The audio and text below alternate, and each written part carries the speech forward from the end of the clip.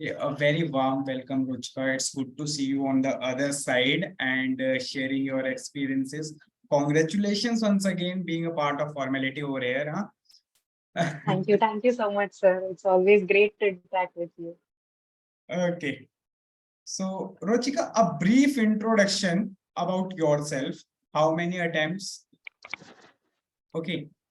And a pertinent question that I received in the inbox when I mentioned that you had math optional. Why math optional? So you have to start answer with this only. Introduction, then Okay. why maths optional? Okay. So, hello everyone here. I am Ruchika Garg. I have secured All India rank 174 in UPSC 2022. This was my third attempt. In first attempt, I missed prelims by 0.66 marks. वो मेरा first failure था. Second attempt में मैं mains नहीं clear कर पाई थी by around 25 marks. So that was my second failure. And third attempt में मैंने तीनों चीज clear करी है. तो this was my brief introduction but as sir asked कि मैथ्स ऑप्शनल क्यों, तो इसके पीछे मैंने तीन रीजन से अपने आप को एनालाइज करा था मैथ्स ऑप्शनल के लिए। पहला है मेरा इंटरेस्ट। बचपन से जैसे मैंने अबैकस या वैदिक मैथ्स वाली चीजें करी थी, तो मुझे मैथ्स हमेशा नंबर्स अट्रैक्ट करते थे। और विच इज रिफ्लेक्टेड ऑल्सो कि मैं डेटा भी बहुत यूज करती हूँ अपने आंसर्स में, तो always maths has been an interesting subject to me. That is one reason. Second, मैंने एप्टीट्यूड जज करा अपने मैथ्स के लिए। तो जैसे मेरा इंजीनियरिंग का बैकग्राउंड, तो मेरे को मैथ्स में हमारा 20-30% आई वुड से सिलेबस इज फ्रॉम इंजीनियरिंग, जो मैथ्स ऑप्शन का रहता है। तो वो मैंने देखा, उसमें मेरे हमेशा थ्रू आउट 9.8 या 10 सीजीपी आए हैं। तो मुझे था कि हाँ, I am competitive in maths also. फिर थर्ड मैंने देखा पीवाईक्यू और सिलेबस कि what is in reach of me और नॉट। तो फिर मैंने देखा कि हाँ, सिलेबस में मैंने जब चीजें देखी तो मुझे ओडी पीडी कुछ टॉपिक्स होते हैं हमारे, डिफरेंशियल इक्वेशन, रियल एनालिसिस, तो ये मुझे हमेशा से इंटरेस्ट करते थे और मुझे थोड़े आते भी थे। तो फिर मुझे लगा कि ये तीनों factors are in my approach कि मैं मैथ्स ले सकती हूँ। एक मेरा इंटरेस्ट, दूसरा अवेलेबिलिटी ऑफ रिसोर्सेज, और तीसरा पीवाईक्यू सिलेबस से मेरी कम्पिटिटिवनेस जज करना। Fine. So with this answer, I would like to mention that PYQs acted as a guiding light to select the optional. Okay. So it will be applicable for all of you, I will say. Yes.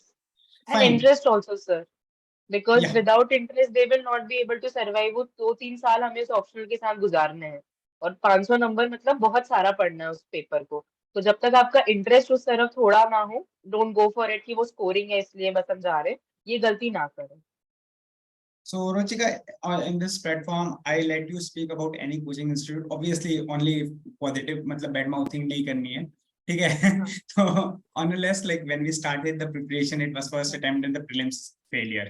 Coaching थी तो कहाँ से थी? कितना role लगा उसका मतलब? और whether if अगर वहाँ पे कोचिंग ली है तो कैसा रहा, मतलब पहले खुद पढ़ के कोचिंग में गए या एग्जाम का जो स्ट्रेटेजी था? सर ऐसा था कि मेरा ग्रेजुएशन अप्रैल 2019 में कंप्लीटेड माय ग्रेजुएशन, और मई 2019 में मैं दिल्ली चली गई थी तो जॉइन द फाउंडेशन कोर्स, और मैंने वाजीराम एंड रवि में फाउंडेशन कोर्स करा था 10 मंथ्स का। That was my first exposure to UPSC as a formal exam. Because उसके पहले सिर्फ मैंने एनसीईआरटीज पढ़ी थी यूट्यूब देख के कि क्या पढ़ना चाहिए, तो आई हैव रेड एनसीईआरटीज, और न्यूज़पेपर मैंने स्टार्ट कर दिया था, तो एक बेसिक अंडरस्टैंडिंग मुझे हो गई थी। तो मैं फाउंडेशन कोर्स मैंने अटेंड करा। अब रेलेवेंसी की बात रही तो मैं बहुत क्लियरली मेंशन करना चाहूंगी यहाँ पर कि मुझे कोचिंग का रोल, मेरा एक जो फाउंडेशन नाम बोलते हैं मेरे लिए वही था, वो कि मेरा फाउंडेशन ले हो गया था उससे। बाकी उसके ऊपर की बिल्डिंग या मेंस जो बोलो, वो मुझे और खुद से इनपुट देना पड़ा उसमें। और फाउंडेशन कोर्स से ये हेल्प हुई कि मैंने कोचिंग को बहुत सिंसियरली करा था। मतलब मेरे लिए वही फर्स्ट एक्सपोजर था। इकोनॉमिक्स हुआ सब्जेक्ट, मैंने कभी नहीं पढ़ा था इकोनॉमिक्स को, तो मेरे लिए वो टीचर्स वहाँ के they were the guiding lights that time. तो मैंने उस कोचिंग को मेरे रनिंग नोट्स पे और कोचिंग के नोट्स से ही मैंने पढ़ा, बट मैंने उनका कोई मटेरियल फॉलो नहीं करा, ये मैं क्लियरली बोलना चाहती हूँ। Because I always focus on my notes जो मैं क्लास में बनाती थी, वो मेरा बेस बने थे पूरा। एंड उसके ऊपर आई बिल्ट माई जो आगे की जर्नी है। तो that acted as my foundation. And रही बात रेलेवेंसी की, तो मेरा कोचिंग ज्वाइन करने के दो ही रीजंस थे। फर्स्ट कि मेरे पास गाइडेंस नहीं था, तो I thought let's go for it. And second, affordability. I could afford, तो मुझे लगता है कि मैं जा पाई। अगर आप नहीं अफोर्ड कर सकते हैं तो it's not necessary at all, मैं बहुत क्लियरली बोल रही Okay, fine. Thank you so much for हूँ। being that blunt. है ना? तो नेक्स्ट क्वेश्चन जो आता है, लाइक फर्स्ट अटेम्प्ट, कैसे दिया ये, जस्ट कोचिंग के बाद दे दिया या कोचिंग के बाद थोड़ा फिर 1 साल रुके, या कैसे किया था? नहीं सर, 2020 में ही मेरा फर्स्ट अटेम्प्ट था, कोचिंग खत्म होते से बस बिकॉज ऑफ कोरोना वो 2-3 मंथ्स डिले खुद ही हो गया था अटेम्प्ट। तो अक्टूबर 2020 मेरा फर्स्ट अटेम्प्ट था, So just if I after the coaching. talk about the mindset, Ruchika, suppose just coaching and where, and I know that you got 3 months to revise and revise the things. तो आपके लिए तो attempt easy हो गया. Suppose in that background, had it been कि coaching के खत्म होते ही attempt देना है, would have you have given the same? आप देते attempt या छोड़ देते? सर मैं देती, बिकॉज मैंने ऐसे अपने आप को प्लान करा था कि 1 ईयर जो अपन बोलते हैं फुल प्रिपरेशन, वो मेरा वही 2019 मई से स्टार्ट हो गया था। तो मेरा शेड्यूल रहता था कि अगर मेरी सुबह 2.5-2.5 घंटे की ऑप्शनल और जीएस की कोचिंग हो गई, तो मैं 5-6 घंटे खुद को भी दूं, मतलब फिर पढ़ूंगी। तो मैंने तभी से प्रिपरेशन को सीरियस नोट पे स्टार्ट कर दिया था। तो मैं मेरे फर्स्ट अटेम्प्ट के लिए प्री के अकॉर्डिंग रेडी थी, बट बिकॉज वो मिस हुआ, और उसका मैं आगे बताऊंगी कि मिस होने का रीजन मुझे लगता है मेरा paper attempting was the major blunder there, जो Okay, मुझे so लगता my next question was this only. है। हाँ हाँ। What improvement in the second stage? How you cleared the prelims and what were your resources? मतलब दोनों एक, क्या मतलब फर्स्ट अटेम्प्ट और जो सेकंड अटेम्प्ट में जिसमें आपने प्रीलिम्स क्लियर किया, या थर्ड अटेम्प्ट में क्या कोई मेजर चेंजेस किए प्रीलिम्स के रिसोर्सेज के लिए? Resources I would say no. Resources मैंने हमेशा एनसीईआरटीज रखी, और जो अपनी बेसिक बुक्स थी वो रखी। और टेस्ट टेस्ट मैंने बहुत लगाए, like 40-50 test I use to give हर कोचिंग इंस्टीट्यूट का, just to get the knack PYQ के साथ। हाँ, मेजर चेंज जो आप पूछे थे वो दो थे। एक था पीवाईक्यूज। फर्स्ट अटेम्प्ट में मैं पीवाईक्यूज नहीं कर पाई थी इतने अच्छे से एनालाइज। तो सेकंड अटेम्प्ट में मैंने बहुत टाइम दिया पीवाईक्यूज को, इवन मोर देन टेस्ट मैंने पीवाईक्यू को टाइम दिया। और दूसरा था मेरा पेपर अटेम्प्टिंग स्टाइल। एक्चुअली ये हुआ था कि फर्स्ट प्रीलिम्स में जब आप जाते हैं, तो अगर कोई भी यहाँ पर मेरी जैसी जर्नी रखता होगा कि ठीक ब्राइट स्टूडेंट है, 10th में पढ़े अच्छे नंबर आए, 12th में पढ़े अच्छे नंबर आए, जेई क्लियर हो गया, तो एक वो माइंडसेट था कि हाँ हो जाएगा, ये भी हो जाएगा, मतलब पढ़ा है तो हो जाएगा। पर नहीं हुआ। वो क्यों नहीं हुआ? क्योंकि जब 1.5 घंटा मैं पेपर अटेम्प्ट कर रही थी, तो आखिरी आधे घंटे में मैं पैनिक कर गई थी कि नहीं मुझसे कैसे नहीं हो रहा, नए क्वेश्चन कैसे हैंडल नहीं हो रहे। आई पैनिक द लॉट। और उस पैनिक में आई मेड अ मिस्टेक, और वो मैंने खुद से रियलाइज करा कि वो मेरी गलती थी। मतलब एक क्वेश्चन इधर और उधर मैं क्लियर कर लेती, बट बात एक क्वेश्चन की नहीं थी, बात वो फेलियर की थी, क्योंकि मेरा एटीट्यूड सही नहीं था पेपर देने का। तो सेकेंड अटेम्प्ट में मैंने एटीट्यूड को बहुत इंप्रूव करा कि अगर वो पेपर मेरे लिए टफ है तो वो सबके लिए टफ होगा। एंड मुझे irrespective of anything I have to give my best उस अटेम्प्ट में। इरिस्पेक्टिव ऑफ थिंकिंग कि ये मैं पढ़ लेती नहीं पढ़ लेती, मैं बिना रिग्रेट्स के एंटर करी थी एग्जामिनेशन हॉल में। तो ये मैं बोलूँ। So I divide aspirants into 3 stages generally. मतलब आप कोई सी भी स्टेज में जा रहे हो, first you will fail at the examination, ये पहले ही क्लियर हो जाता है क्योंकि आपकी तैयारी नहीं है। Second, you fail in the examination hall. जो वहां फेल करते हैं वो ऑलमोस्ट प्रिपरेशन वाले लोग होते हैं, जिनकी प्रिपरेशन पूरी है, उसके बाद वहां जस्ट बिकॉज दे पैनिक और एटीट्यूड इशू या मतलब अप्रोच का इशू हो गया। थर्ड तो वो होता है मतलब जो उसको किस्मत कहती है कि आपका नंबर नहीं है, आप उस बार नहीं हो पाए after giving all it. So in the first attempt you were in the second category. Okay, correct. So now just disclose your resources कि मतलब अब प्रीलिम्स क्लियर हुए हैं तो क्या रिसोर्सेस थे प्रीलिम्स स्पेसिफिक? हाँ, प्रीलिम स्पेसिफिक बात करूँ तो आई विल स्टार्ट, मतलब सब्जेक्ट वाइज मैं बता देती हूँ कि पॉलिटी में मैंने एनसीईआरटी पढ़ी पहले, इंडियन कॉन्स्टिट्यूशन एट वर्क, फिर लक्ष्मीकांत पढ़ी, तो दैट वाज द बेस। और वही मैंने फॉलो करी, उसके साथ पीवाईक्यू, और कुछ चेंज नहीं करा अभी तक की प्रीलिम्स में। फिर सेकंड आता है अपना ज्योग्राफी। तो ज्योग्राफी के लिए NCERTs 11th-12th, all NCERTs and Vajiram notes, जो मेरे कोचिंग खुद के बनाए हुए नोट्स थे वो। That was my second thing for geography. And third environment के लिए आते हैं, दैट आल्सो कोचिंग नोट्स। और मैं वो क्लास 12th की बायोलॉजी के जो 4 चैप्टर्स होते हैं जो फेमस चलते हैं कि that is the NCERT 4 chapter, जिसमें आपको बेस बताया जाता है इकोसिस्टम का and mineral cycles and everything, जो बेसिक टर्मिनोलॉजी होती है वो वहां से। शंकर आईएएस मैंने सिलेक्टिवली पढ़ी है, जो चीजें मुझे लगी मैंने वही पढ़ी, नॉट कवर टू कवर। फिर फोर्थ आता है हिस्ट्री। तो मॉडर्न हिस्ट्री के लिए स्पेक्ट्रम, एंशियंट के लिए आर एस शर्मा जो एनसीईआरटी है, और मेडिवल के लिए मैंने तमिलनाडु बोर्ड की 11th क्लास की एनसीईआरटी पढ़ी थी। और अपार्ट फ्रॉम दिस, जब मेरा मल्टीपल अटेम्प्ट था, तो मैं यही ऐड कर देती हूँ कि हिस्ट्री के लिए I little diversified my sources, क्योंकि इनफ नहीं हो रहा था स्पेक्ट्रम। तो मैंने थीम्स ऑफ इंडियन हिस्ट्री जो एनसीईआरटीज है, पार्ट 1, पार्ट 2, पार्ट 3, उनको भी मैंने देखा था, कुछ चैप्टर्स, मतलब भक्ति भक्ति मूवमेंट, सूफी मूवमेंट्स, ऐसे चैप्टर जहाँ से क्वेश्चन आ रहे हैं। फिर हिस्ट्री हो गया। इसके अलावा science and tech, science and tech आया तो the coaching notes were good, क्योंकि स्टैटिक भी कवर करा था। और करंट के लिए मैंने फिर विजन की पीटी 365 फॉलो करी थी।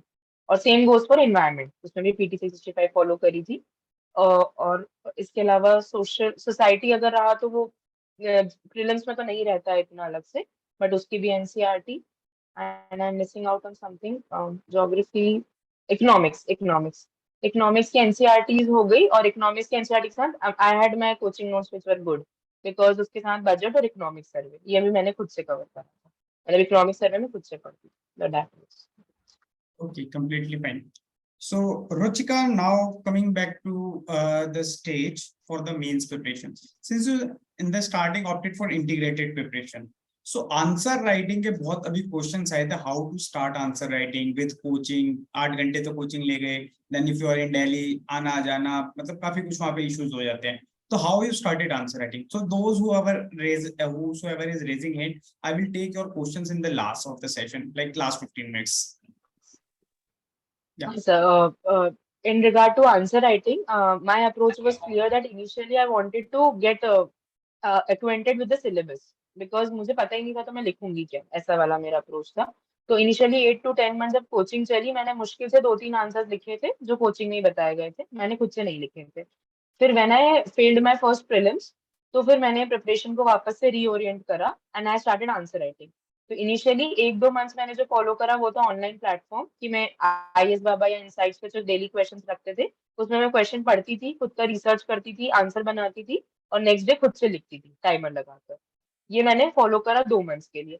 बट फिर मुझे रियलाइज हुआ कि उससे बेटर है पीवाईक्यू, जो मैंने भी सुना था कि पीवाईक्यूज लिखना चाहिए। तो then I started writing 4-5 PYQs daily. फिर मैंने वो प्री से मेंस में भी फॉलो करा during that period also and before prelims also, कि मैं 4-5 पीवाईक्यूज लिखती थी।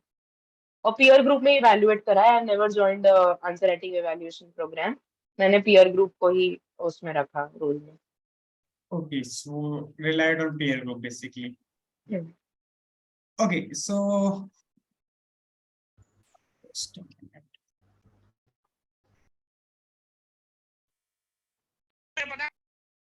So when I ask another question, okay, so means की preparation essay writing.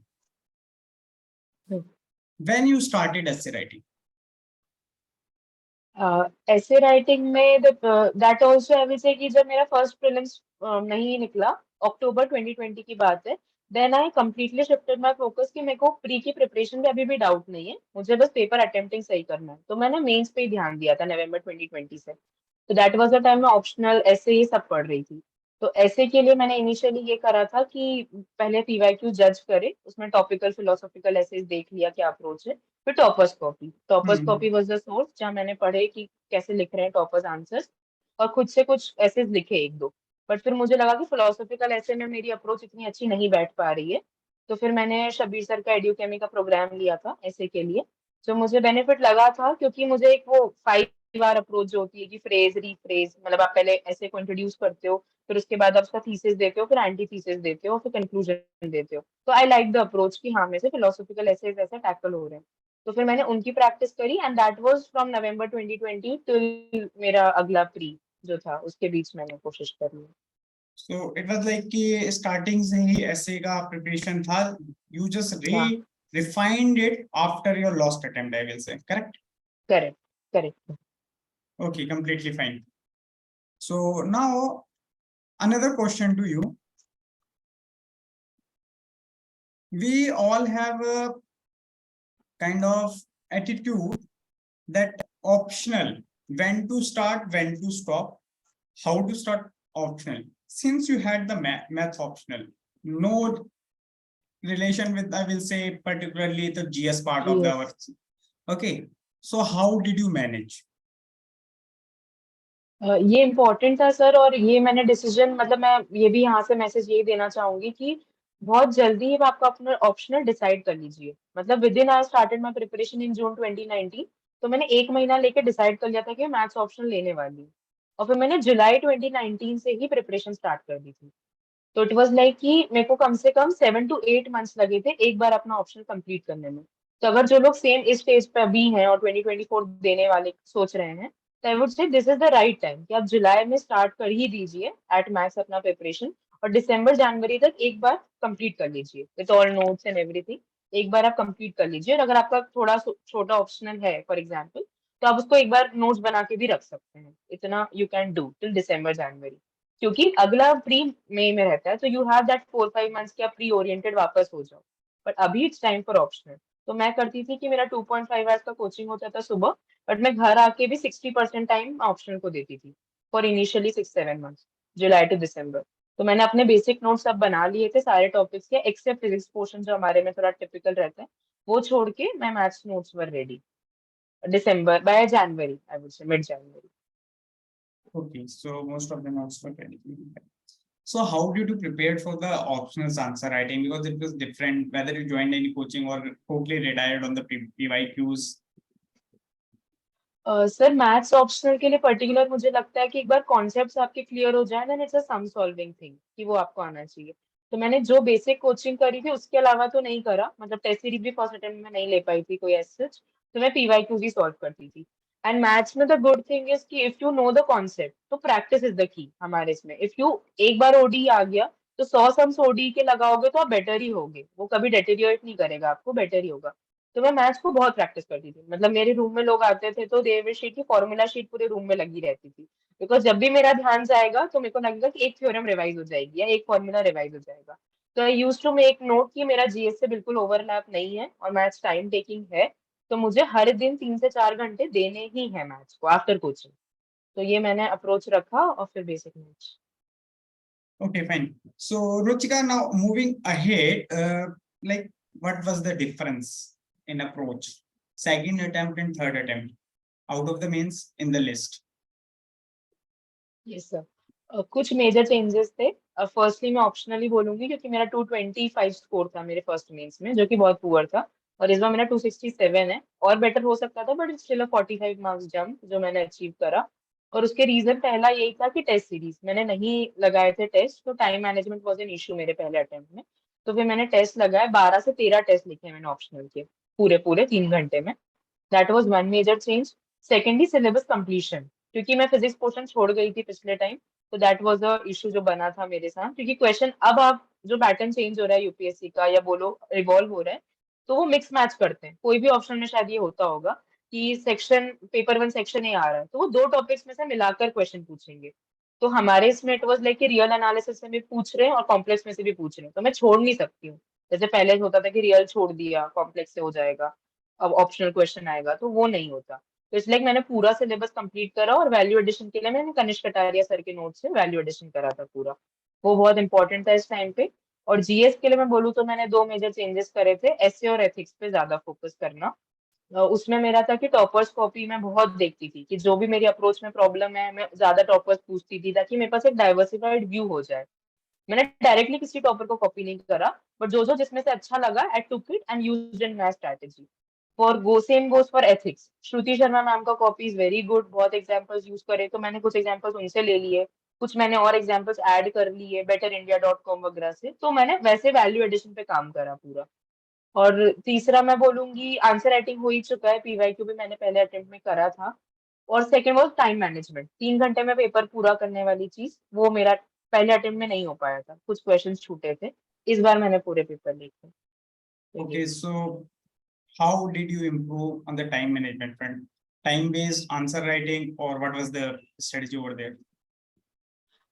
सर उसमें two things help me. One was like daily answer writing जो मैं PYQs की करती थी, बिकॉज हर दिन में आफ्टर लंच थोड़ा टायरिंग टाइम होता है सबके लिए, मेरा सुबह ऑप्शन हो जाता था, तो मैं सोचती थी let's write in this time ताकि मुझे नींद भी ना आए। तो मैं 2:30 to 3:30 अपना 5 क्वेश्चन लिखती थी जो भी पीवाईक्यू है, और फिर साथ ही साथ उसको कंपेयर कर लेती थी या तो मॉडल आंसर से या टॉपर कॉपी से, तो एक इवेल्युएशन भी हो जाता था कि where I am going wrong. तो ये 1 घंटा मेरे को ऐसा रहता था कि वो करना ही है।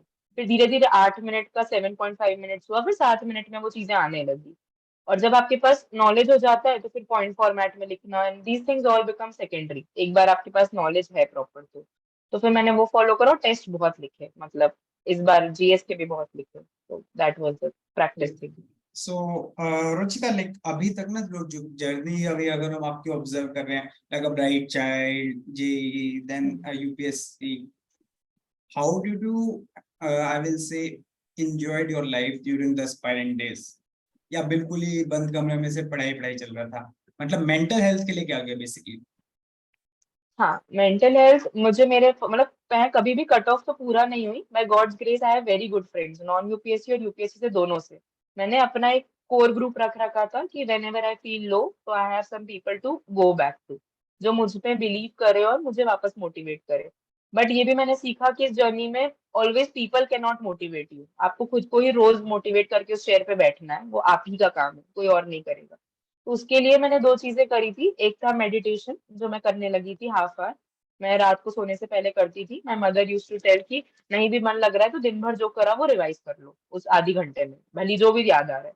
तो उससे कॉन्सेप्ट भी स्ट्रांग होते थे और एक मन को शांति मिलती थी। And second was physical health को मेंटेन करने के लिए मैं जुम्बा भी करती थी। हाफ आवर टू 45 मिनट्स मेरा जुम्बा एक्सरसाइज होता था। तो वो मुझे रिफ्रेश कर देता था हर शाम को। एंड थर्ड आई वुड से वही फ्रेंड्स के साथ और फैमिली के साथ टाइम, जो बहुत इंपॉर्टेंट था। मतलब मैं एक आधा घंटा ऐसा लगती थी कि मैं बिना यूपीएससी के सिर्फ बकर करूंगी, किसी भी एक से करूंगी और रोज करूंगी, तो ताकि मेरा जो भी अंदर का है वो निकल जाए।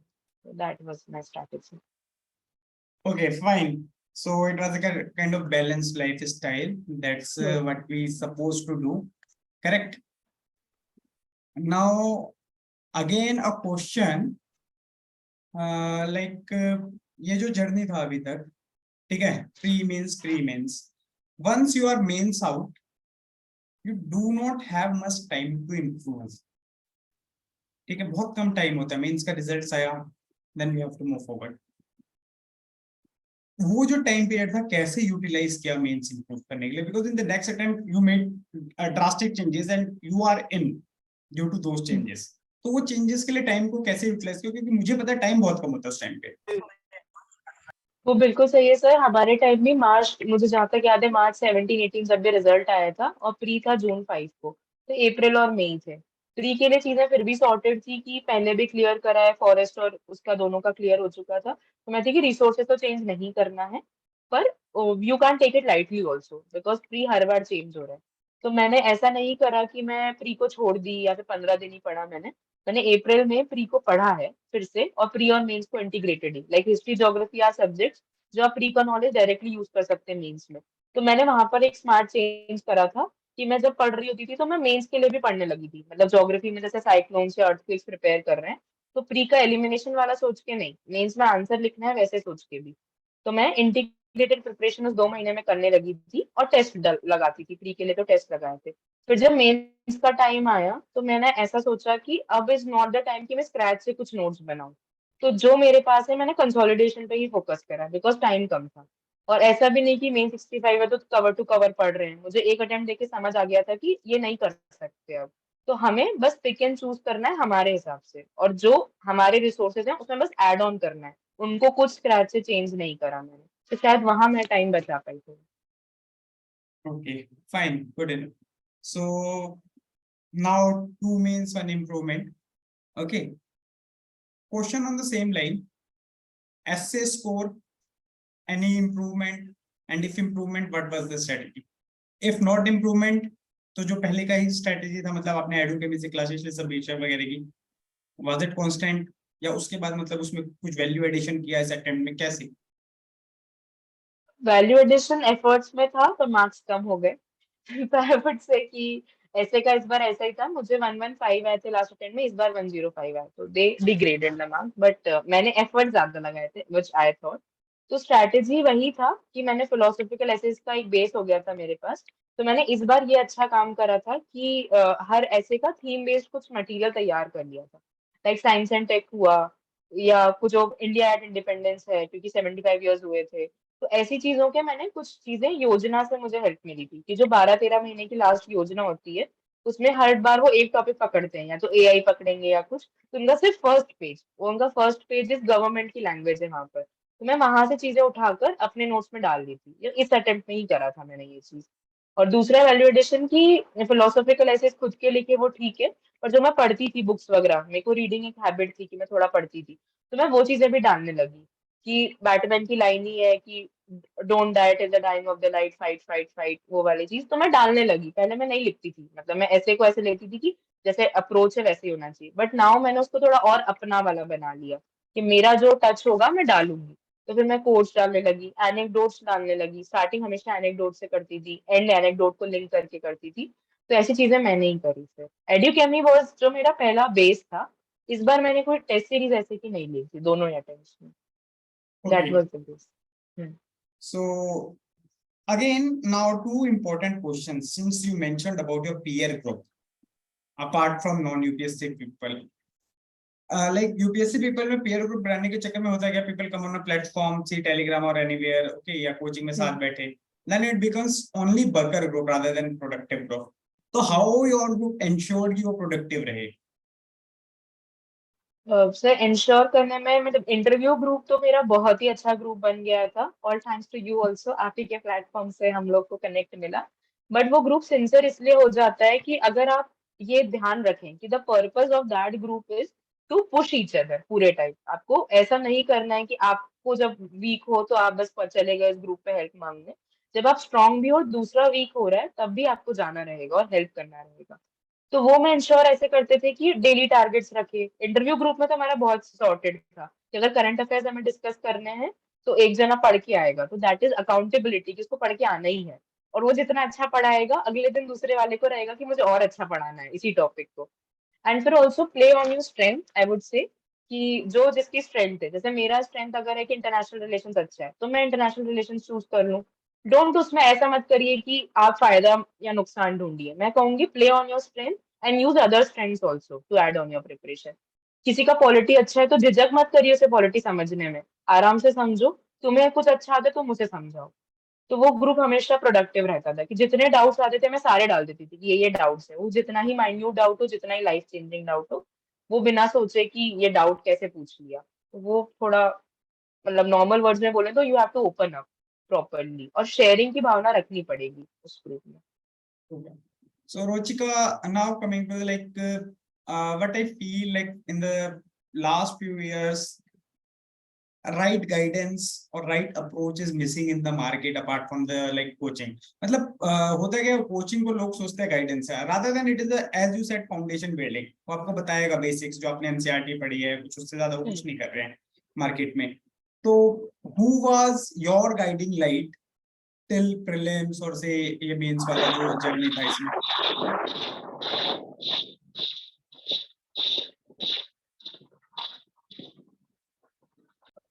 Fine. वो आपने म्यूट हो गई फिर Okay, शायद। so हाँ, now it's fine. So yes, guiding light, I would say कि मैंने अपनी प्रिपरेशन में मिस करा है बिकॉज मेरे घर में कोई नहीं था जिसने इस बैकग्राउंड से कुछ करा है। और मेरे पास कॉलेज में भी देयर वाज नो वन की मैं I can go up to directly. तो वो मैंने फर्स्ट अटेम्प्ट में सफर भी करा बिकॉज अगर मुझे प्री में थोड़ी टेक्निक्स जो बोलते हैं पता होनी चाहिए थी या पहले से, वो नहीं पता थी कुछ। That was the missing factor in my preparation which I felt.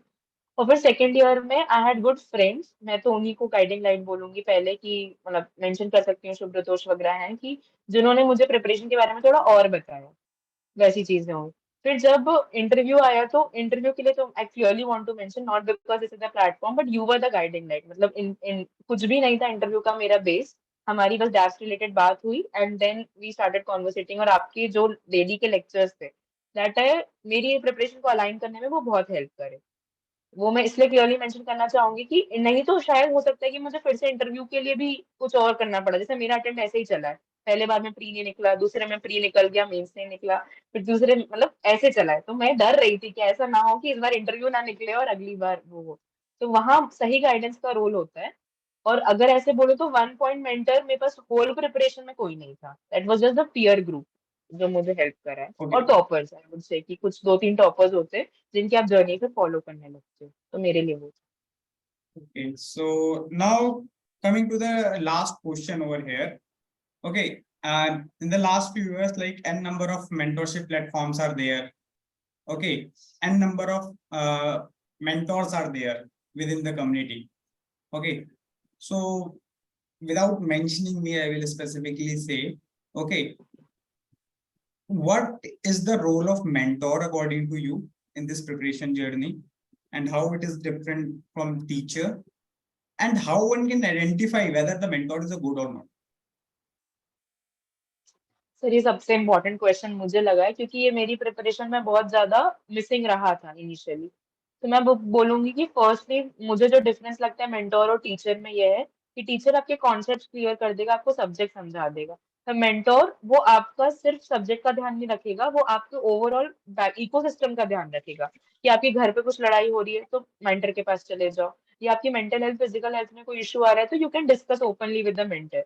तो वो एक हो जाता है कि you have someone to back upon, की जो आपको संभाले रख रहा है पूरी प्रिपरेशन में। वो मुझे लगता है एक मेंटर का रोल होता है। और आइडेंटिफाई कैसे करें, तो मुझे ऐसा लगता है कि I don't believe in brands and photo देखकर आप कोचिंग में कितने सिलेक्शंस हो रहे हैं, ये मेरा कभी से भी नहीं था कि मैं उस कोचिंग को ज्वाइन करूँ जहाँ ज्यादा फोटोज है या ऐसा कुछ नहीं। But go personally talk with that person, आपको वो एक बार में भी फील देते। जैसे मैं आपको मेंशन नहीं करी, पर मैं चूज करने का पॉइंट बता रही हूँ कि जैसे जब आपसे मेरा डैफ के लिए पहला डिस्कशन हुआ था नॉर्मली, तो आई फेल्ट कि कितने बिना मतलब इनफॉर्मली बात हो गई हमारी, विदाउट एनी लाइक हेजिटेशन जो मुझे रहता था। तो मुझे था कि हाँ अब कोई दिक्कत होगी तो मैं डायरेक्टली सर को कॉल कर सकती हूँ कभी भी। तो इसमें ऐसा ही कर रही हूँ कि पहला आपका क्राइटेरिया होना चाहिए कि you feel comfortable with that person, कि आप अपनी क्वेरीज लेके जा सकें। And secondly that person should be competitive enough, जो उसने या तो जर्नी देखी हो थोड़ी, जिनको पता हो। ऐसा नहीं कि वो सिर्फ आपको एक संत वाला ज्ञान दे देंगे, वो नहीं चल पाएगा। अगर वो उस चीज से गुजरे हैं तो वो बहुत अच्छे से आपको रिलेट कर पाएंगे। तो secondly that person should have at least face that journey closely. Success non success मुझे मैटर नहीं करता, बट फेस करना, उस ग्रिलिंग से निकलना इंपॉर्टेंट है। And third I would say कि how honest he is with you, मतलब टाइम कितना वो अलॉट कर पा रहे हैं आपको। If he is there with you तो वो आपके ज्यादा अच्छे मेंटर हैं। अगर वो ऐसा है कि आप इतने बड़ी कोचिंग के कोई मेंटर से पूछ रहे हो जो 5-6 महीने में एक कॉल आपको कभी करेंगे, तो फिर वो मेंटरशिप का पर्पज नहीं फुलफिल होगा, ये मुझे लगता Okay. So last question to you, like interview journey. Okay, so it's not about like the journey that you traveled after mains. Okay, as you know that when we used to discuss, हम लोग पहले की चीज ज्यादा discuss करते कि हमने ये भी किया है। तो what should be approached of an aspirant who is into the mains mode, who might be appearing for the interview or is in the session, might be appearing for the interview, कि ये जो journey है वो कैसे interview में help करती है, मतलब what should one should keep focus on, कि मतलब पर्सनैलिटी है क्या एक्चुअली। पर्सनालिटी अकॉर्डिंग टू मैं जैसा आपने भी बोला कि नॉट बिकॉज प्री से वो पर्सनालिटी बचपन से ही कहीं ना कहीं आपकी शेप हो रही है। तो जितना आप सेल्फ इंट्रोस्पेक्शन पे ध्यान दोगे कि आपको आपकी स्ट्रेंथ और वीकनेस को, जैसे जिसको आप बोलते हो स्वॉट एनालिसिस, आप वो स्वॉट एनालिसिस जितना अच्छा रखोगे अपना, उतनी वो चीजें निखर के आएगी। और स्वॉट एनालिसिस में आपको झूठा कुछ नहीं डालना है, it's your honest personality only. If I have one strength, I think उस स्ट्रेंथ पे भी शायद पूरा इंटरव्यू चल जाए आपका, कोई दिक्कत नहीं। बट वो एक्चुअल स्ट्रेंथ होनी चाहिए जो आपको फील होना चाहिए। तो स्वॉट एनालिसिस मुझे लगता है इंटरव्यू में बहुत इंपॉर्टेंट है। एंड सेकेंड थिंग, जैसे एक गाइडिंग स्ट्रीमलाइन करने वाली चीज की करंट अफेयर्स हम लोग कैसे पढ़ते थे और हम इंटरव्यू में कैसे पढ़ने लगे थे कि वहां हमें बोलना है, वहां पर हमें लिख के नहीं आना है मेंस में कुछ। तो जब आप मेंस में पढ़ रहे होते हो ना, तो इशू को आप समझते हो इतने डेप्थ में, और फिर आप वहां जाके डिस्कस करते हो। तो मुझे लगता है ऐसी कुछ चेंजेस कि आपको इंटरव्यू के दौरान पता होना चाहिए कि यहाँ आप बोलोगे, ऐसा नहीं जो आपका नॉलेज है कहीं से पढ़ा और चिपका दिया, आपके अंदर वो चीज होनी चाहिए। तो that is one thing I would like to add. और तीसरा आई वुड से कि हमेशा अपनी हॉबीज है किसी से छूटे मत पूरा भी, बिकॉज वो बहुत इंपॉर्टेंट है। मतलब बहुत चीजें हो जाती, जैसे रीडिंग हुआ या जुम्बा हुआ, तो वो मेरे लिए 30-45 मिनट्स का मेरा रिफ्रेशमेंट था। पर मुझे बाद में पता चला कि उन्हें वो कितना जरूरी था। अगर वो 35 मिनट नहीं मैं जुम्बा करती तो मैं 8 घंटे पढ़ ही नहीं पाती शायद बाद के। तो ऐसी कुछ चीजें are important. So fine, so it means your hobbies and all specifically आपको हेल्प करते हैं बर्नआउट के टाइम पे, जो 7-8 घंटे पढ़ने का हो गया। तो last thing that I want to ask you, क्योंकि बहुत पढ़ाकू टाइप का इमेज है ना अभी तक माइंड में, बैकग्राउंड में, कितने घंटे, because we find sometimes toppers 14 12 15, तो what effective hours if I ask you. Sir effective hours के लिए मतलब मैंने और भी मेंशन करा है कि मैं फॉरेस्ट ऐप का बहुत यूज करती थी इस चीज के लिए, क्योंकि वो फोन लॉक हो जाता है और एक रहता है आपको अकाउंटेबिलिटी कि जितने घंटे आप पढ़ोगे उतने पेड़ उगेंगे। It's a virtual forest only, but वो मुझे मोटिवेशन में हेल्प करता था। तो मेरे लिए प्री से पहले तक तो 8 hours was my effective hours जो निकालती थी मैं। 8-8.5 हो गए, मेंस आने वाले तो 9 भी हो गए। पर जब प्री से मेंस का ड्यूरेशन था तो मैंने उसको 10.5 आवर्स तक कोशिश करी थी कि मैं 10.5-11 घंटे निकालूं। उससे ज्यादा तो मेरा कभी नहीं गया, बहुत ऑनेस्टली 11 घंटे से ज्यादा मैं कभी नहीं पढ़ पाई। और वो भी मैं कंसिस्टेंटली पे ज्यादा फोकस करती थी कि मैं 6 घंटे पढूं, पर मैं रोज पढूं, मुझे वो ज्यादा बेटर लगता था रादर देन 2 आवर्स और 14 आवर्स वाला ऐसा गैप। मुझे वो नहीं अच्छा लगता था। तो आई मेंशन की कंसिस्टेंसी, और फिर मेंस में इट वाज अपने आप ही वो 10-11 घंटे हो जाते थे बिकॉज इतनी सारी चीजें हैं इसलिए। Okay, so now I will be taking some relevant question from the chat box that has been asked to you earlier. First question that I found really interesting. Like, sir, if I complete maths first in my third year, then is it possible to complete GS in 1 year? हाँ, मुझे वैसे भी लगता है कि 8 to 10 months इस exam के लिए बेस है, इतना तो आपको देना ही है। फिर 1 साल का एग्जाम प्रोसेस, तो 2 years are the minimum which anybody can give. तो आई वुड से अगर आपने मैथ्स कंप्लीट करा है तो प्लस पॉइंट रहेगा आपके लिए। तो आप 8 महीने में भी जीएस कंप्लीट कर सकते हैं एक बार के लिए। और उस बीच मैथ्स को मत छोड़िए, बिकॉज मैथ्स आप कर चुके हैं पर रिवाइज करना इंपॉर्टेंट है। तो जस्ट मेक श्योर कि you are revising maths too. Okay, so Rochika, another question, like since you have mentioned that you used to write PYQs and then analyze the same. So how to self evaluate? How to ensure that कि हमें कहीं और जाना ना पड़े, खुद ही सब कुछ करने लगे और आंसर हम खुद चेक कर पाए? सेल्फ इवैल्यूएट पीवाईक्यू में दो चीजें हैं। जब एक बार आप आंसर लिखते हैं तो मॉडल आंसर तो बहुत अवेलेबल है, आप उन्हें पढ़ लीजिए। पर मैं कोशिश करती थी कि मैंने फेडरलिज्म पे कोई आंसर लिखा है तो मैं फेडरलिज्म का आंसर अपने नोट से कंपेयर करती थी कि what am I am missing out. क्योंकि बहुत बार ऐसा होता है ना कि लिखकर आपने बहुत अच्छी चीजें लिखी होगी नोट्स में, पर आप रिप्रोड्यूस तो नहीं कर पाए पेपर पे। तो मेरा सेल्फ इवैल्यूएशन वहां से स्टार्ट होता था कि मैं लिखती थी, फिर मैं उसी टॉपिक को अपने नोट्स में से पढ़ लेती थी। फिर अगर मुझे कुछ अच्छा मिल रहा है तो मैं ऐड कर लूंगी मेरे आंसर में, और नहीं मिल रहा है तो फिर मैं ऑनलाइन मॉडल आंसर देखूंगी कि कैसे इम्प्रूव होगा। Okay, so one question is IMS notes sufficient for mathematics optionals? Any idea? अ, हाँ, आई वुड से कि इधर आई एम सॉरी बिकॉज मैंने आईएमएस नोट्स नहीं फॉलो करे। मतलब पूरी प्रिपरेशन में मैंने आईएमएस नोट्स नहीं फॉलो करे कहीं भी। मेरा वाजीराम से हुआ है तो मैंने भावना मैम के नोट्स फॉलो करे।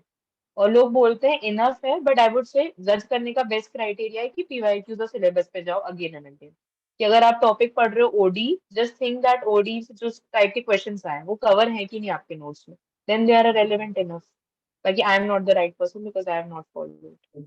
From where to cover physics portion in the mathematics? वो मेरे लिए भी प्रॉब्लम था। तो two things I did is, Mathocrat का यूट्यूब चैनल है जो फ्रीली यूट्यूब वीडियोस डालते हैं Shivraj Gurjar sir, that are good. And second, books, मैंने कृष्णा सीरीज की बुक फॉलो करी थी फिजिक्स के लिए, जो कि अच्छी हेल्प करती है आपको अगर आप वो बुक से पढ़ो तो। That two things. Okay, so Rochka, since you skipped the prelims to enjoy your time at Lavasna, okay, so people are asking what should be your suggestion for the 2024 prelims, considering ये prelims ऐसा आया है. हाँ, obviously मैं मेरे लिए तो always जब एग्जाम अनप्रिडिक्टेबल होता है तो मैं ये बोलती हूँ कि कंट्रोल द कंट्रोलेबल्स। आपके हाथ में जो है पहले उन पे ध्यान दीजिए, जो नहीं हाथ में है उन पे क्रिब करने का मतलब नहीं है। तो व्हाट आर द कंट्रोलेबल्स कि आप आपके सारे बेसिक सोर्सेज को प्रॉपर्ली रिवाइज रखें। सेकेंडली, आप पीवाईक्यूज के साथ पढ़ाई करें। पीवाईक्यू से सॉल्व नहीं करना है, आपको उनके साथ पढ़ाई करनी है कि कुछ ऑप्शंस अगर वो नॉन फंजिबल टोकन पे पूछ रहे हैं तो साथ में क्या और ऑप्शंस है जो दिए गए हैं, उन पे भी थोड़ा बैकग्राउंड रिसर्च करो कि वो ऑप्शन हो सकते हैं ब्लॉकचेन पे हो तो ब्लॉकचेन के बारे में 5 चीजें पढ़ ली। लाइफाई है तो लाइफाई पे पढ़ लिया कुछ। तो ऐसी चीजों से आप पढ़ाई करो। और थर्ड, आई वुड से सीसैट। सीसैट बहुत इंपॉर्टेंट हो गया है, जैसे सभी बोल रहे हैं कि इट्स वेरी अनप्रेडिक्टेबल। तो डोंट टेक इट लाइटली, उसको साथ में लीजिए, ऐसा मैं बोलूंगी। Okay, fine. So how to prepare static and dynamic of section 2 of paper 1? Section 2 of paper 1, that is maths optional के लिए पूछ रहे हैं शायद ये। Yeah. हाँ, स्टैटिक एंड डायनामिक के लिए ये, स्टैटिक के लिए कृष्णा सीरीज है वेरी गुड बुक। और बाकी डायनामिक्स वाला पोर्शन या तो आप नोट्स ले लीजिए, मैंने नोट्स फॉलो करे थे मैथोक्रेट चैनल की। और अगर वो नहीं कर रहे हैं तो फिर आप कनिष्क कटारिया सर या किसी भी टॉपर के अच्छे नोट्स हैं वो फॉलो कर सकते हैं। Okay. Role of short notes, whether you prepared them, and if yes, how did you prepare them? Short notes, yes they are important. मैंने बहुत ज्यादा नहीं मैं बोलूंगी, पर जीएस 1 2 3 4 के जो प्रिपेयर और ऐसे के ये मैंने किए थे प्रिपेयर, कीपिंग इन माइंड मेरे को उन 2 घंटे में पढ़ना है उनको। मैंने इतने क्रिस्प करे थे कि मेरे सामने से चीजें एक बार गुजर जाए उन 2 घंटे में। तो वो मैं करती ऐसे ही थी कि if there is a GS2 का एग्जाम्पल ले लिए, तो बस सुप्रीम कोर्ट केसेस, हर टॉपिक के कुछ सुप्रीम कोर्ट केसेस मेरे पास एक जगह होंगे। फिर सेकंड वैल्यू एडिशन क्या होगा कि रिपोर्ट्स के या कमिटीज के नाम, तो वो मैंने एक जगह कर लिए। तो मेरा वैल्यू एडिशन यही है कि बेसिक बॉडी तो मुझे आएगी, पर हर क्वेश्चन में मैं एक एक्स्ट्रा चीज ऐसी क्या डालूं जिससे वो आधा एक मार्क का डिफरेंस बन जाए। तो उसके लिए I use to prepare that short notes. और कैसे मैं मतलब ब्राउनी पॉइंट्स वाली चीजें मैं रखती थी कि मैंने डेटा एक जगह कर लिया था। मेरे पास वो 25 पेजेस का मेरा A4 शीट का बंडल था जिसमें सब टाइप का डेटा था। तो मैं हर दिन सुबह उठकर आधी घंटा वही पढ़ती थी, तो एग्जाम तक वो याद हो गया था पूरा। तो जब भी डेटा कहीं का है तो वहां से डाल दो, बिकॉज वो एक जगह है आपके पास। सो ये 25 पेज सेकंड अटेम्प्ट में भी थे आपके पास? नहीं, ये मेरे इसी अटेम्प्ट में ये ओके 25 फाइन, है। That's what I wanted to discover, क्योंकि I call it content enrichment things. हाँ। ओके, सो कंटेंट एनरिचमेंट के लिए बहुत जरूरी हो जाता है। Okay, please tell me books author names which you used in your optional. So optional के resources please disclose to the public. Optional में मैंने हर टॉपिक के लिए बुक नहीं फॉलो करी थी, नोट्स वर इनफ मेरे लिए। बुक्स मैंने फॉलो करी थी एनालिटिकल ज्योमेट्री के लिए PN चैटर्जी, OD PD के लिए M Raisinghania, which is selectively I followed. कुछ क्वेश्चंस मैं रोज सॉल्व करती थी, पूरी बुक नहीं। और कृष्णा सीरीज मैंने स्टैटिक्स के लिए भी यूज करी है। इसके अलावा कैलकुलस की बुक फॉलो करी थी शांति नारायण। ये 4 बुक्स मैंने फॉलो करी थी क्योंकि इनसे क्वेश्चंस आ रहे थे और ये मुझे नोट्स में इनफ नहीं लग रही थी, तो मैं इन पे गई। बाकी चीजों के लिए नोट्स पर enough. Okay modern so algebra I didn't follow any book, someone is asking. okay, fine. So yeah, chat box questions are over. If someone of you wants to speak to the Ruchika, do let me know. Else one or two questions in the end, and I will wind up the session. Those who want to speak, just raise your hands. Yes, Jacob, unmute yourself. Hello, sir. Hello, ma'am. Am I audible? Yes, Jacob. Go ahead Yes, with the yes. question. Ma'am, मैं analyse कर रहा था ma'am ENC के previous years questions. तो मैंने देखे ma'am, जैसे कि वो पूछता है architecture, structure, art form, literature वगैरह कैसे इंफॉर्मेशन के सोर्स है और मेजर कंट्रीब्यूशन वगैरह। लेकिन मैम जो क्या कहते हैं प्रीलिम्स के क्वेश्चन है वो काफ़ी रैंडम क्वेश्चन पूछता है। तो मैम मेंस के लिए करना हो तो मतलब आप 10-12 दिन या 15 दिन में कर सकते हैं, लेकिन प्री के लिए मुझे नहीं समझ आ रहा कैसे कर सकते हैं, आप बता सकती हैं? प्री के लिए हिस्ट्री मैंने इन जनरल भी बोला कि वो थोड़े सोर्सेज डाइवर्सिफाई कर रहे हैं, विच आई फेल्ट। बट मैं ज्यादा वेरी नहीं करती थी, मैं अपने सोर्सेज बता देती हूँ कि फाइन आर्ट्स की एनसीईआरटी होती है जो क्लास 11 की, वो नितिन सिंघानिया के मैंने मेन स्पेसिफिक नोट्स बनाए थे, जैसे आप बोल रहे हो आर्ट फॉर्म्स, लिटरेचर और इनके। And third good source was that website जो मिनिस्ट्री ऑफ कल्चर वगैरह की रहती है, उस पे से भी मैंने नोट्स बनाए थे regarding Buddhism, Jainism, architectural forms, dance forms. तो वो भी प्री में हेल्प करता है। इसके अलावा आई वुड से कि फोकस करो कि एलिमिनेट कर पा रहे हो अगर चीजों को, तो मतलब जितना ज्यादा तुम वाइड सोर्सेज से पढ़ोगे, जैसे PYQ में जब पढ़ती थी तो मैं चारों ऑप्शंस पढ़ लेती थी अगर वो काम के नहीं भी है, तो उससे भी बेस बन गया था। जैसा अशोकन मौर्यन इंस्क्रिप्शंस वगैरह है, तो उसको भी मैं नोट्स बनाती थी। तो ये एक वो चीज भी कर सकते हो। मैम इतना ज़्यादा इंफॉर्मेशन है मैम, मगअप कैसे करना है मैम? ये टाइप्स होते हैं कुछ, तो बाय डिफॉल्ट आपको पढ़ना ही पड़ेगी, इन्फॉर्मेशन है। तो जैसे कि उसको इंटरेस्टिंग बना सकते हो कि मैं मैप्स बना लेती थी आर्ट एंड कल्चर में, कि डांस फॉर्म कौन सा किस स्टेट का, उसका मैप बना लिया, पेंटिंग्स कौन सी उसका मैप बना लिया। और पेंटिंग्स अगर पढ़ रही हूँ तो साथ में देखती भी चलती थी PDF से कि वो कैसी कैसी पेंटिंग्स है, तो जाके मैं खुद रिलेट कर पाऊँ, rather than reading only, visualising also help sometimes.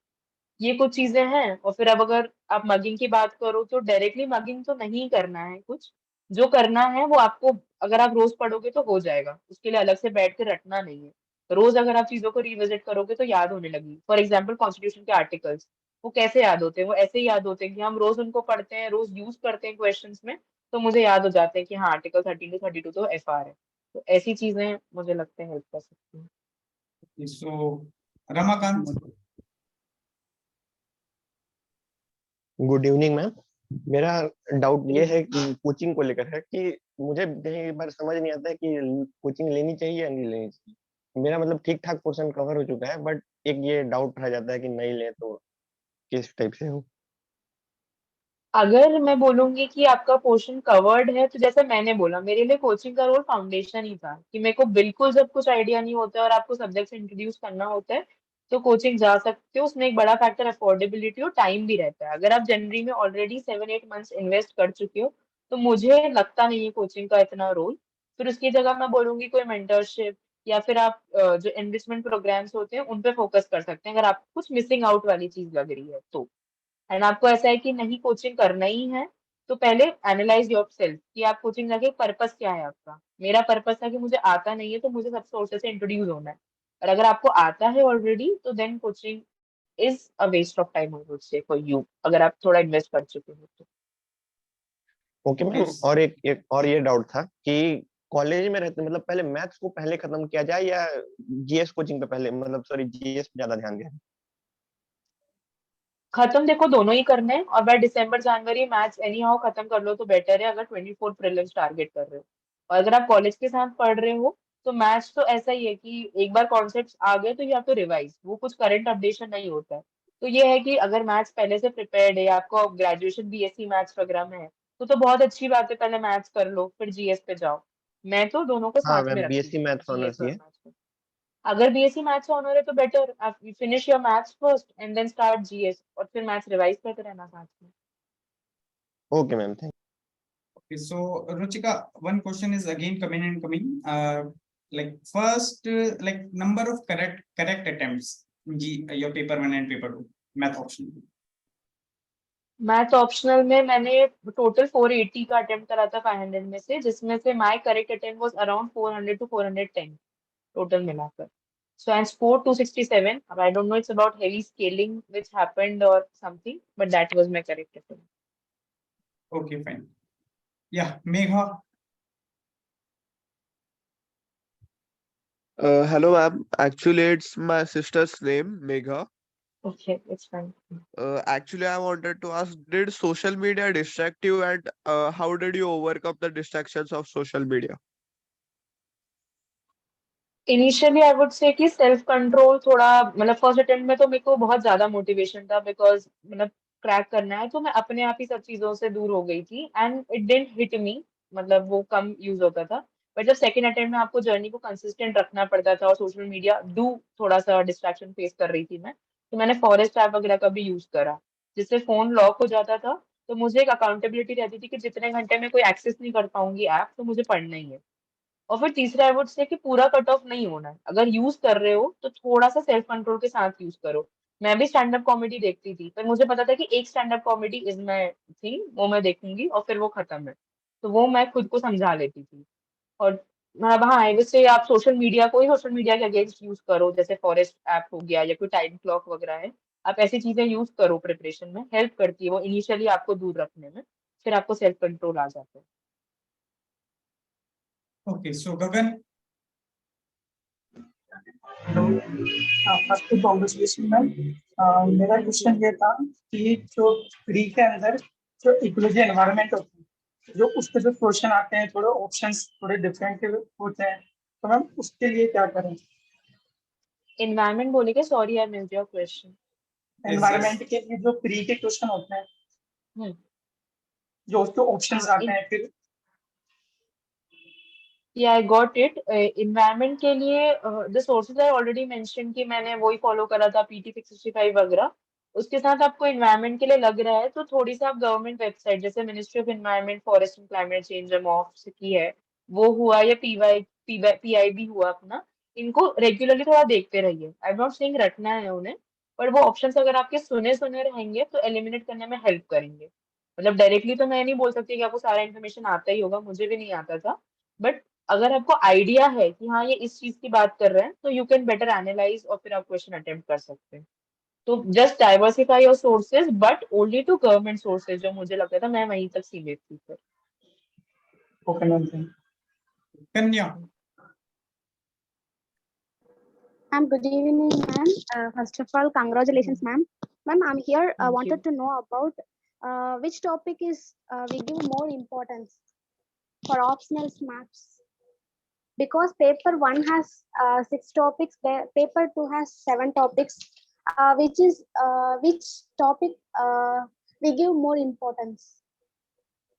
C as I told कि मैंने मेरे फर्स्ट अटेम्प्ट में यही थोड़ी दिक्कत थी कि मुझे लगता था कि फिजिक्स नहीं अच्छे से करके भी मैनेज हो जाएगा, but it is not the case nowadays UPSC is becoming more smart तो वो आपको ऐसा क्वेश्चन नहीं देंगे वो मॉडर्न अलजेब्रा को लिंक करके देंगे रियल एनालिसिस से तो आप मॉडर्न अलजेब्रा भी नहीं मिस कर सकते रियल एनालिसिस भी तो मैं यहाँ पर ये मेंशन करना कि इन पे ज्यादा फोकस दो ये मुझे सही अप्रोच नहीं लगती रादर देन मैं ये बोलूंगी जब एग्जाम पास आने लगी तो मैथ से डर लगता है बहुत लोगों को तो मैं अपनी स्ट्रेंथ पे शिफ्ट हो जाती थी कि पहले मैंने पूरा पढ़ा सारे टॉपिक्स 13 के 13 टॉपिक्स पढ़े फिर जो मेरे टॉपिक्स अच्छे थे जिनमें मैं अच्छा परफॉर्म कर रही थी मैं उनको और बेटर कर लेती थी ताकि एग्जाम में उनका क्वेश्चन ना छूटे मुझसे और वीकर टॉपिक्स के लिए मैं अप्रोच वुड बी कि बेसिक अगर कुछ आ गया तो निकल जाए नहीं तो फिर I have to leave that question मतलब कंपलसरी वाले में तो ठीक है ऑप्शनल में I will leave that question तो आई वुड से कि मैं को टॉपिक्स मेंशन करूंगी जिनका वेटेज ज्यादा है उससे ज्यादा prepare all and play with your strength in the exam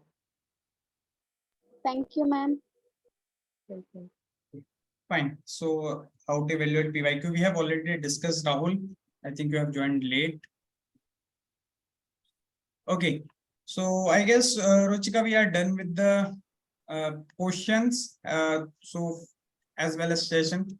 Thank you so much for coming and giving time to the platform and to the community. Okay.